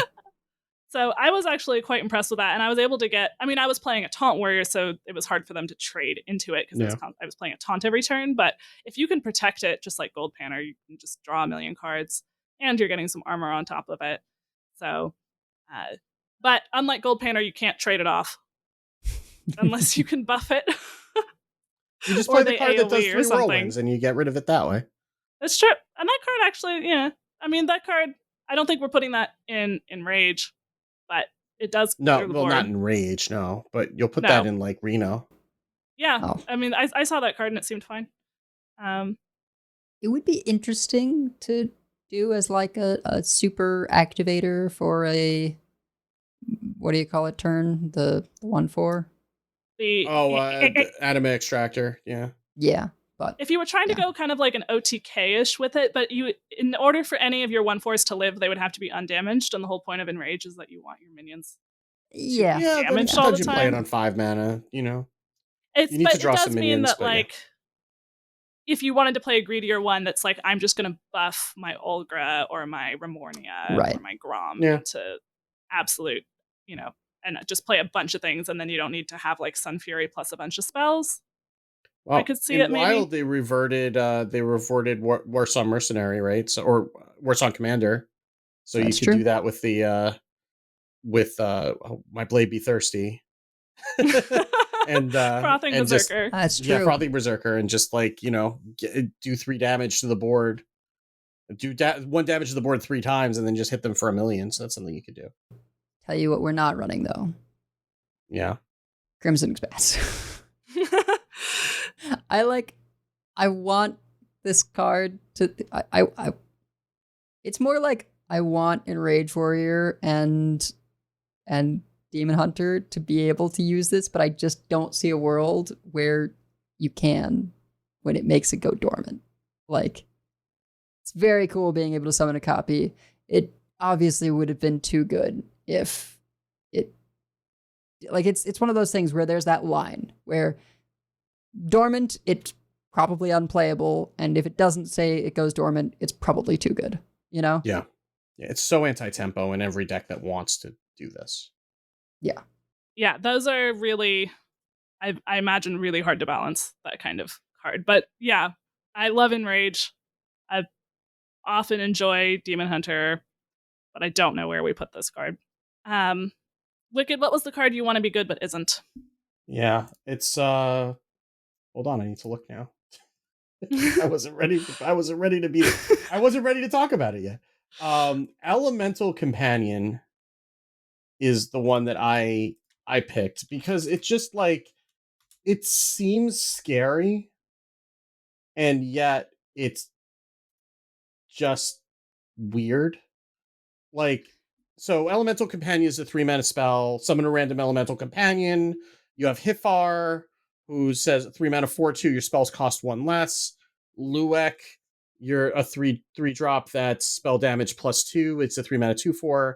And then Mesho, who's a 3-mana 4/4, can't be targeted by spells or hero power. So, like, if you couldn't hit Mesho, or I guess if you knew you were gonna hit Hifar, right? Then this would be amazing in like a Sith Mage. Yeah. Like, if you knew that was what you were going to hit, but you don't, right? You don't get to choose. And like, if you hit Mesho and you need to OTK them, like, you're very sad.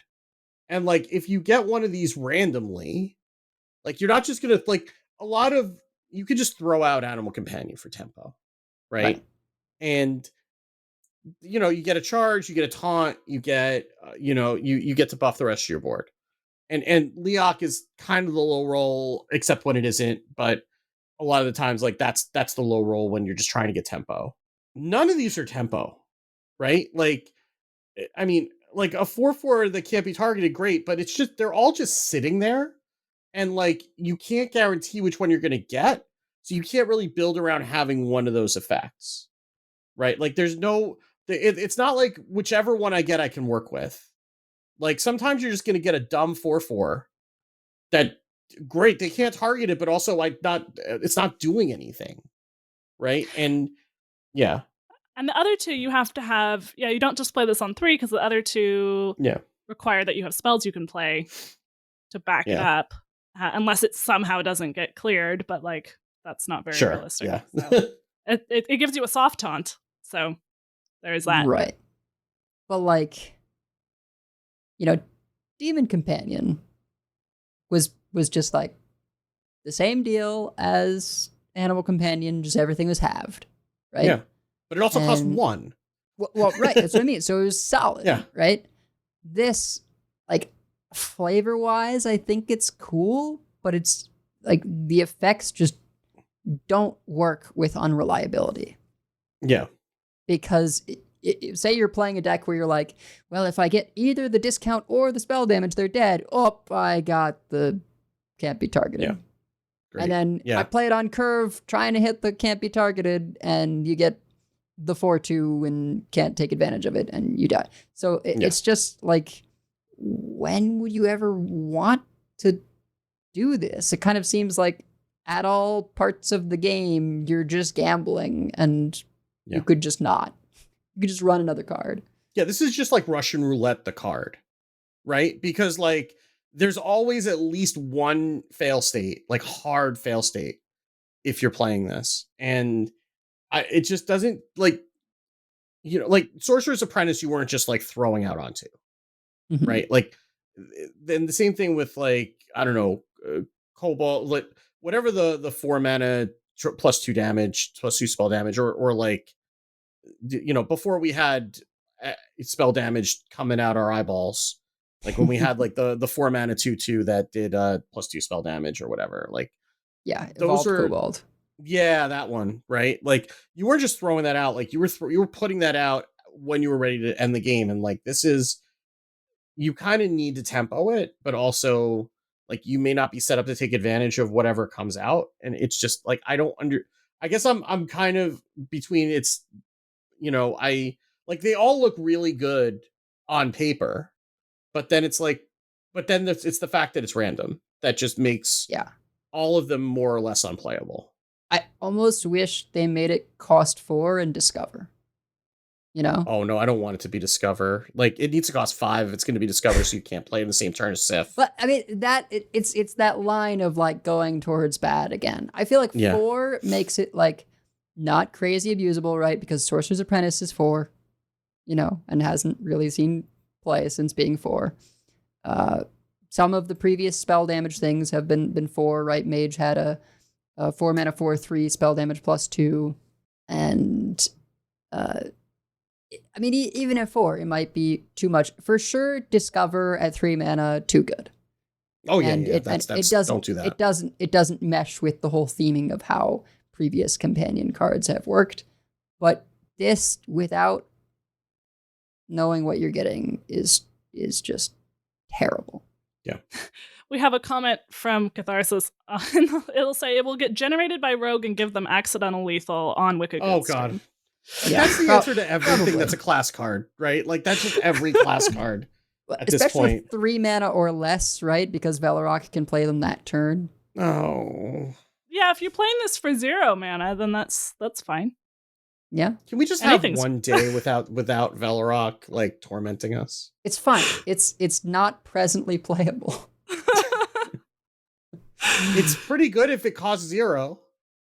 No. I mean the Velarok. Oh no, but I mean, but 'Cause it takes they'll 3. still get this for 1 mana out of the snake, right? Or the scorpion rather. So Sure, you know, sure, yeah. Yeah. it's a lot better when it costs 1 than when it costs 3, I suppose. Oh god, you get it for 1 mana out of the snake. It makes all the other spells cost 0. Oh god. Right. All right. On that On the note, we happier should move topics. on. Yeah. Card that you think is over or underrated. Wicked, what is the card you think? So a caveat that I haven't gotten to play with this yet, but I'm looking forward to it, is Stone Drake, which is one of the neutrals that was introduced on the first day. It's a 6 mana, 2/8 elemental dragon, Divine Shield, Taunt, Lifesteal, can't be targeted by spells or hero powers. This is kind of a wall. It's something that you're just gonna get from Rheastraza sometimes, or from Time Lost Proto Drake, even if you're not putting it in a deck. I'm sure this is a lot better when you're paying 2 mana for it. But also I want to try this in Reno Priest because this feels really good coming out of Elise. Like just having a 5/5 wall that's got lifesteal that your opponent has to trade through because they can't unless they can somehow get rid of it with a battle cry, which I mean, of course they will, but having to actually trade through it, even if at the base stats, right? Like that's a lot of damage. Like even if you don't consider the lifesteal, yeah, maybe it heals them for 4 if they run big minions into it. But if they're running an 8 attack minion into it to kill it all in 1 hit, then you're healing 12. Right? You're healing the 4 from the 2 shots. I mean, maybe they use a hero power to get rid of the Divine Shield, who cares? But so maybe it's 10 to 12. But that 8 damage is both healing for you for 2 and not hitting you in the face because they have to trade through it a lot of the time. So I feel like that's really an underrated card that maybe it doesn't fit in every deck. Maybe you're not running it in a Dragon Druid, but you for sure will discover it. I think you might pick it a lot more than you might think off of the Discover from Rheastraza. Certainly it's something that feels like it could take up a minion slot just to come out of an Elise and then be just kind of a defensive tool along with, being able to do removal or whatever. I feel like it might replace Ziliax in the deck because we're kind of using Ziliax for that. It's rush as opposed to just sitting there and taunting, but still it's more lifesteal if they have to trade through it rather than being able to get rid of it. And also the base version, when you have to play it vanilla, is a lot better than Ziliax, because Ziliax just heals you once and then they just kill it with anything. Right. And this is something that they'll have to work a little bit harder to get rid of it. Also, if there is any deck where we play Therazane, Stone Drake is an excellent thing to get hit by that. Even if you don't have a lot of elementals, a 4/16 Divine Shield, Taunt, Lifesteal can't be targeted by spells or hero powers. They're just never getting through this unless they have a lot of a words. Whirlpool or a Reno. But it is, even if you don't have that doubling though, a powerful wall. Yeah, and I mean, Druid has Take to the Skies, so you can add stats to that. Right. I mean, if you're running it in a Dragon Druid, you might be playing at Jarn Gardens that, which can buff it up a little bit more. You could run this in a Black Rock and Roll Orthamar Theron deck if you wanted to. If you want, I mean, you could put this in your Menagerie Taunt Warrior, Megasa. Like that's a pretty good taunt, you know. And then Yeah, no, that was in there. Yeah. I only had one copy of it because I was worried about how much top end I had because I also had the tortoise, the blast tortoise, and I also had Abyssal Bassist. I only had one copy of that, but I think it might be two copies just because it is like the taunt menagerie that I had does fall behind, but that just helps you stabilize, heal back up, have a giant and thing, and it counts twice for things like for things like party animal and stuff like that. It can get a buff from either one if you have another one, if you have another elemental or another dragon, something like that. And everything that buffs taunt hits it, as well as Therazane, if you manage to do that, hits it.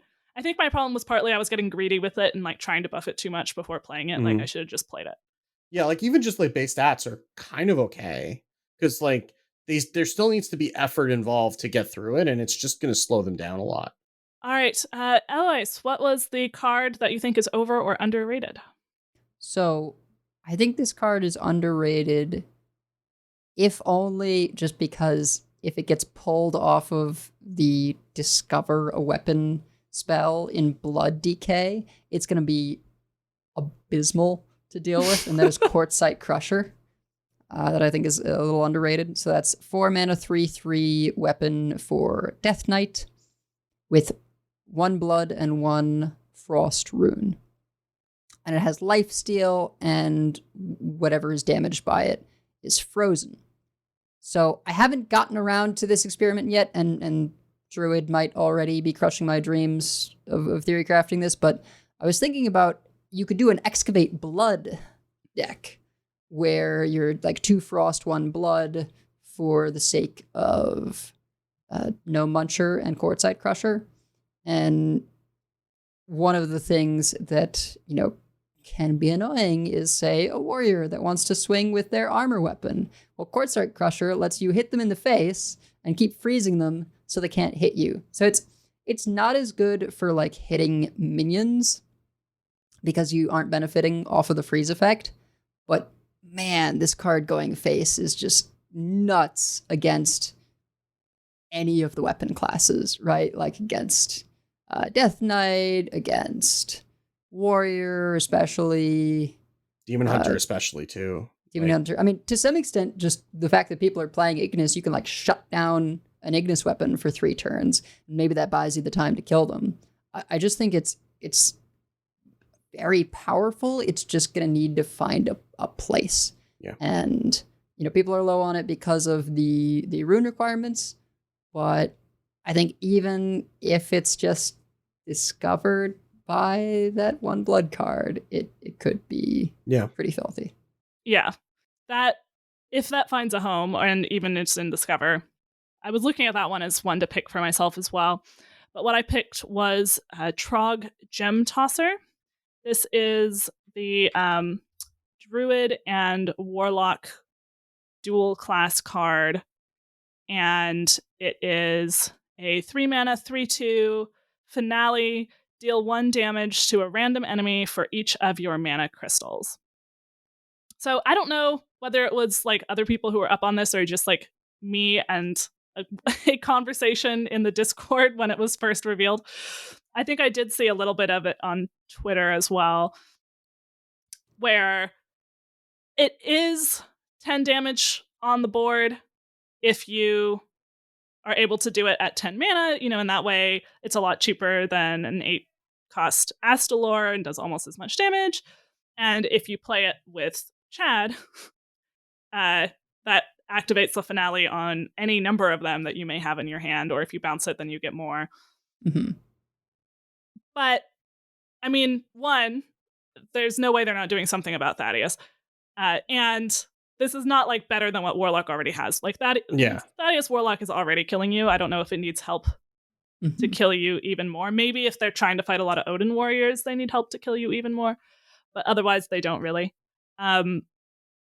You could try to get something OTK-ish maybe going in this with Druid, but I think especially if Thaddeus gets changed in some way,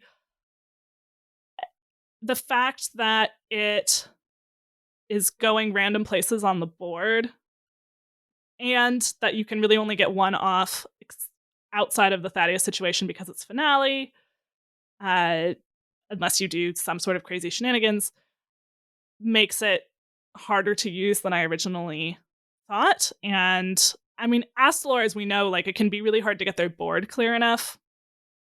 It has to go into something where you're combining it with some sort of board clear. It is some extra over the top damage, so I wouldn't be surprised if it finds some use at some point. But it's not that great early. Finale is sometimes a little awkward. So it kind of seems like there's just not a home for it yet, right? Like there's so many other more powerful things Druid has access to that why would you play the version of a Chad Druid that wants to, do the Chad cover artist stuff and then go Trog Gem Tosser into the reflections, Shadow Reflections. And actually, yeah. And you need cover artists to do that if you're gonna be that doesn't even work. Shadow Reflections, right? Because to make the cover artists free, it needs to be on even, and to make these ones free, you need to be on odd. So yeah, I don't. Kind of seems like you it's can't even Celestial Projectionist because that's also even. Yeah, all the pandas are even. Like it's, but I mean, Thaddeus is like a dead man walking, no pun intended. So like even then, I mean, there might be something that enables this, but like you can do a lot more damage with a lot less work than this. Mm-hmm. Yeah. And like, yeah, maybe it's a finisher sometimes, but like at the point in the game where it's actually going to do damage, your opponent can probably have some sort of a board. And if they can't, then you probably already won anyway. With aforementioned Astalor. Yeah. Or just I was thinking minions. Like, yeah. Or Ignis weapons. Those are popular. Yeah. Yeah. I spent 5 minutes going, there was a minute where we were trying to figure out what do you put as the top end of Topior Druid, right? A lot of people were doing Rhea Straja, and Zacho was saying, I have no data on anything else, but I don't think this is good. And I definitely, Rhea Straja and Highlander Druid is great, but Rhea Straja, when you can't play it till your deck is empty, I'm also skeptical of. And I was like, well, this is some finishing damage, and you can clear the board with your little 3/3 Rusher Topior dragons. But I think even in Topior Druid, we might have other things that we're doing. But that was like the one thing I could think of where I went, maybe. Like here's the thing, right? Like if you get a Wind Fury, if you get even just like not even Wind Fury, right? If you just take a 10 mana weapon from Ignis, that's 30 damage over some number of turns, which is more than you're doing with this, with less thought. And you get to direct where the damage goes, right? I think that's like, you could already do this, but better, I think is really what we're saying. And like maybe somebody will figure something out, it'll be broken. But I think the finale being there, again, Thaddeus aside, and Thaddeus is going to get addressed somehow. Or it's just going to rotate, right? Even if they leave it alone, it's going away in a month and a half. The fact that it's finale says that you need to be able to refresh your crystals in order to really be able to take advantage of that. And that, there are still ways to do it. Like you could get like a Dragon Nest Matron off of Rhea Straza, which effectively is refresh 4 because it costs 0 and refreshes 4 mana crystals. But then you have to find something to do with the 1 mana crystal to get the finale to go off. And like, it's too much math. Like it's there too are much easier math. ways to kill your opponent with much more damage than this. All right. Well, that brings us to cards that we do not understand. So the card that I do not understand is Fell Fissure. We talked a little bit about this last week, so I won't go too much into it, but that is the Demon Hunter single class card. For 4 mana, Fell spell, deal 2 damage to all minions at the start of your next turn, deal 2 more damage to all minions. I like the idea of kind of like a sigil that also goes off now. I understand that part. But for all the reasons we talked about last week of just like it's all minions, so like you can't develop either. And also they know it's coming. and 2 damage to start with, like, is, unless you're facing exactly a Treant Druid, is unlikely to clear that much for 4 mana, like 2 damage. Like, they can still attack you with everything that had more than 2 health before it gets cleared. And they can probably play stuff on that turn, just knowing it'll take 2 damage, but it'll still live. Like, they probably have 3 health or above things they can play anyway, so it's not like a Doomsayer where they can't develop if they can't kill it. So,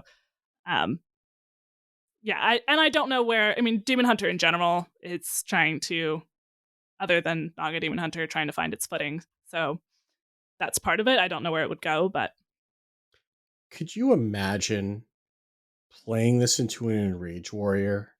Like, how hard your opponent would be laughing. Like, you know, like, okay, great. So I get to set up whatever I want and know it's going to get hit for 2 next turn. Like, let's go, right? Like, it's like what if Immolation Aura was just really bad? That's going to happen at some point off of a Prison of Yogg. Prison of Yogg will play it into an Enraged Warrior. Yeah, that'll happen. Or just a regular Yogg will play it into an Enraged Warrior. All right. Eloise, what was the card that you don't understand? So mine is the Azurite Murloc, and not because of, like, not being able to understand what it does, which is confusing, but because I don't understand why. So the Azurite Murloc is the Excavate reward for Shaman. 4 mana, 5/5, Battle Cry. Transform all of your minions into ones that cost 3 more. And that is minions in every zone. So that's the ones you have in play, which, good. Yeah, pretty good. That is the ones you have in your hand. Okay. And the ones you have in your deck. And so the ones in your hand and deck, they maintain their original costs. So basically you're doing Stars Align on your hand and deck, and you're evolving your board. Which maybe that ends up being just good enough. But if you are an Evolve deck that is built to capitalize on Evolve, and say you have minions like the new Serenite, right? And other things that capitalize on Evolve things.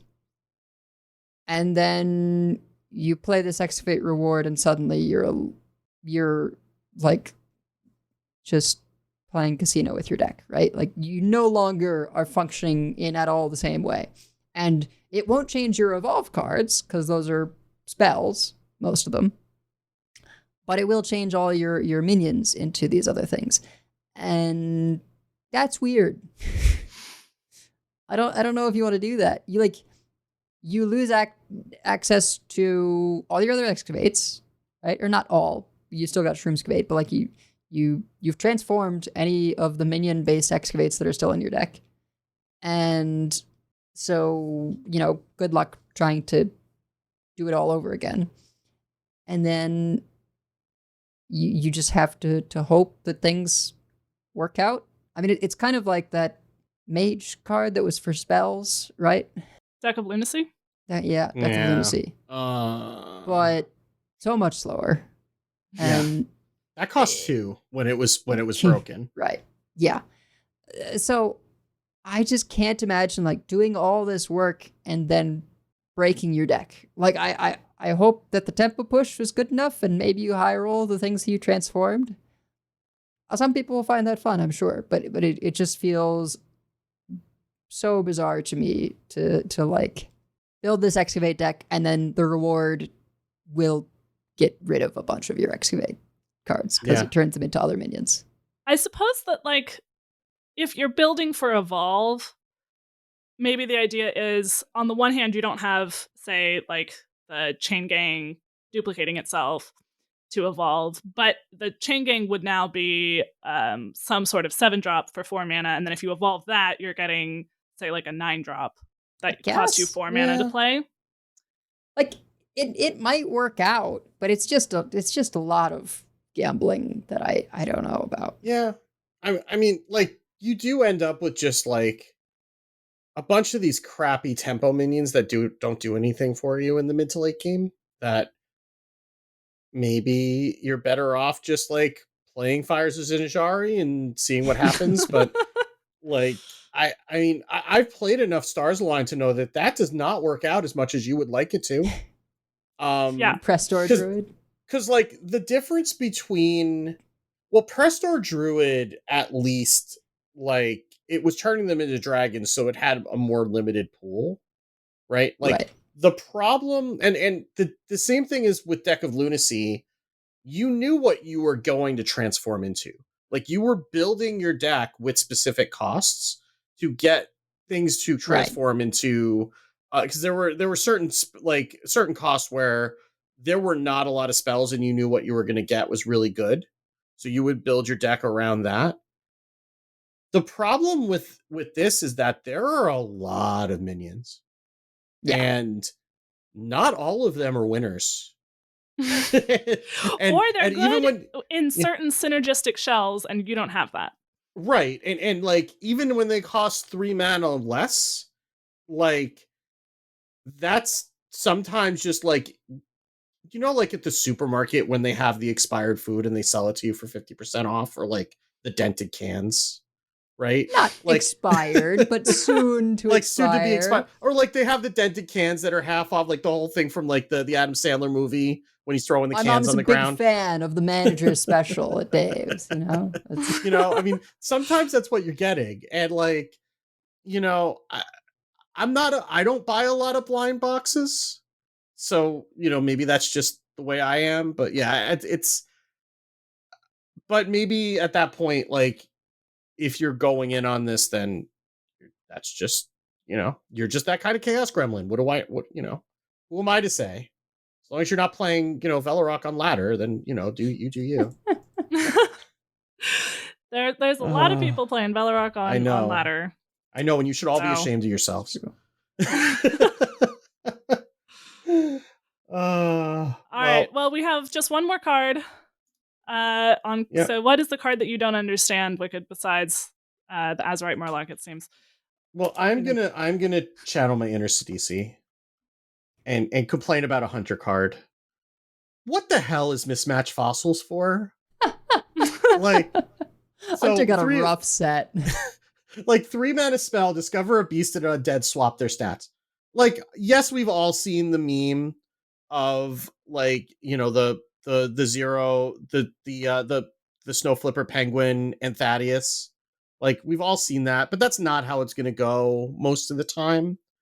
And like, I mean, I know what the answer is. The answer is to make the pool for Yogg worse. Like, I get that, but like, but as far as like something that you would want to do on purpose, I don't know why you would ever like like what are you hoping to do out of that? Because it's like, okay, well, now you spent 3 mana to effectively do nothing, and then you still have to pay for the minions.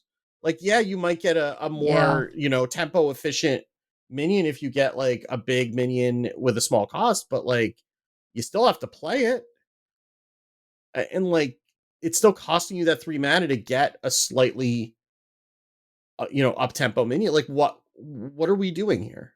I don't really, unless we get some sort of like hunter deck that really, I mean, there's always hunter beast synergy, but if we get some sort of like hunter deck that really wants to deal with have undeads or something, maybe. I mean, Death Knight does. Death Knight does, but Death Knight doesn't really want beasts. So like, I don't know. It's fine. You just pick Snow Flipper Penguin and Thaddeus and go about your day. Just turn 3, 11/11. But Thaddeus is going to rotate, and then what are you going to do with your life? I mean, there's other large undead. And Snow Flipper Penguin won the poll. It did, much to Sidisi's chagrin, actually, because he wanted to make the saddle up card better. Or like any beast discover pool really is improved without, I guess, other than this, because this is the best case scenario. But yeah, other than this, like, the beast discover pool's worse with Snow Flipper, worse but cuter. with Snowflake winning it. I mean, that was always the reason it was going to win, right? Because it's just cuter than Yes. anything else. I mean, obviously. I mean, Murloc Tanifin is pretty cute, though. It is pretty cute. It's true. Yeah. All right. Well, I think that's going to do it for our Decksplanations today. So we have many folks we'd like to thank. Check out our thanks section on the website at Concede.com, where you can also find our contact info, our show notes, and our Patreon information. You can monetarily support our show at patreon.com/CoinConcede. Join us every week live by following us on Twitch at twitch.coinconcede.com. Join our community chats in our Discord at discord.coinconcede.com, and write into our email at coinconcede@gmail.com. Follow us on Twitter at CoinConcede, as well as like, share, and follow us on Facebook at facebook.com/CoinConcede. If you would like some CC swag, head on over to our shop at shop.coinconcede.com. Big thanks to our producers, Number Theory, Kresh, Beef Squatch, David P., Walu, Jeremy T., Bottle Caps, Grumpy Monk, The Burger Club, Kirk Regan, Forgiven One, Grizzly Bear, and The Grand Arcanum. Wicked, why don't you kick us off with Coin Concedes? So my coin concede is to a dog named Peanut Butter, who, Awesome Games Done Quick is going on this week. And I was going through the schedule with the kids on like Saturday. And I'm like, oh, there's a Gyromite speed run sometime this week. And then I had to explain to them what Gyromite is. I had to remind them what Rod the Robot is because I'm a terrible parent, apparently. But and for those of you who don't know, Gyromite was like one of the original games that launched with the NES, and it was one of two games that Rob the Robot, which is the white robot with the discs that you've seen it in Smash Brothers. It's one of the two games that it actually played with.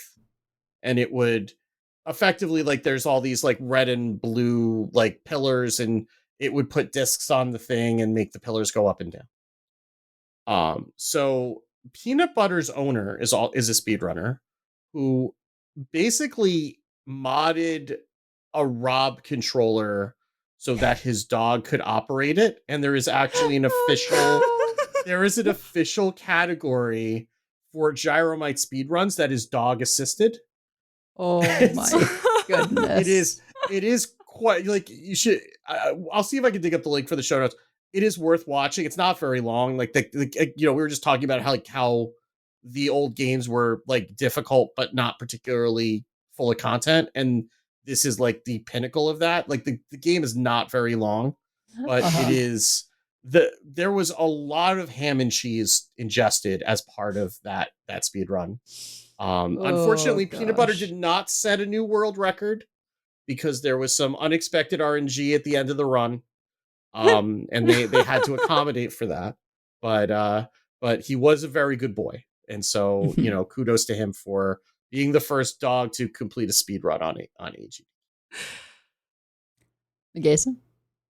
I have two. One to the Hearthstone security team. Not a fun day today, given for them, I am sure, given the duels issue.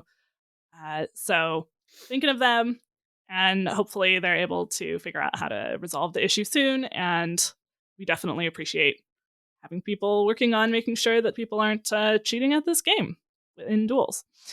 Yeah. So also a coin concede to World 8 for helping me with the Taunt Warrior deck. Also had some input from some other people as well. Thank you. And also just World 8 has been like a machine posting deck lists in the deck list library on the Discord. So both ones that he has theory crafted, as well as other ones from around the web. So appreciate all of that as a resource. And I'm going to coin concede to the unnamed hero who reverted Velorok accidentally. But it's nice to get a break until they fix it, which hopefully will be in 2 weeks. Who knows? Yeah. They can take their time on that one. It's fine. Yeah. Other stuff seems more pressing. Yeah, and like the teams worked really hard to get this patch out. And they really do deserve a break. So, if Velorok just kind of had to stay like that for a little while, it's okay.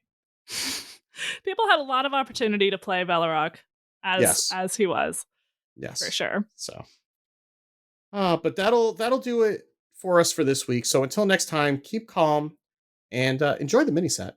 And if you see us on Ladder, Coin concede. Coin concede. Point and concede.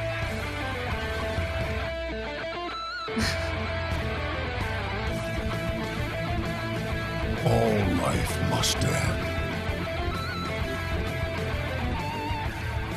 I yield for now. I concede. Well fought. I concede. You win this one. The victory is yours. You have bested him.